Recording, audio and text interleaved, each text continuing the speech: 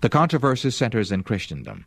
The so-called Christian world is to be the theater of great and decisive actions.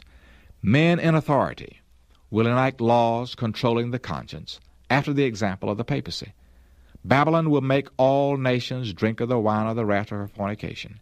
Every nation will be involved. Of this time, John the Revelator declares, Revelation 18, verses 3 through 7, and 17, verses 13 and 14.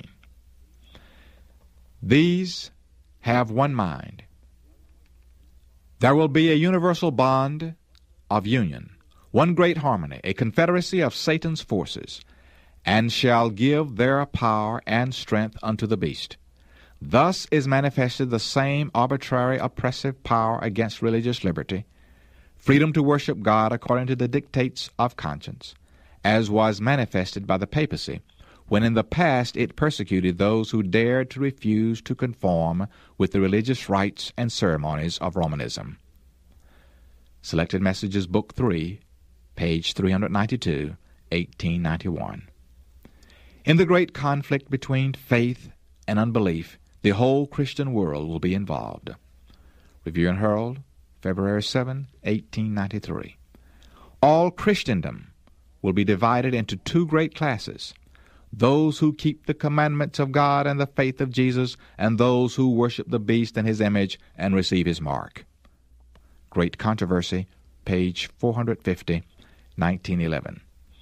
As the Sabbath has become the special point of controversy throughout Christendom, and religious and secular authorities have combined to enforce the observance of this Sunday, the persistent refusal of a small minority to yield to the popular demand will make them objects of universal execration.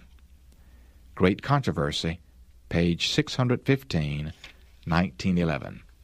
As the decree issued by the various rulers of Christendom against commandment keepers shall withdraw the protection of government and abandon them to those who desire their destruction, the people of God will flee from the cities and villages and associate together in companies, dwelling in the most desolate and solitary places.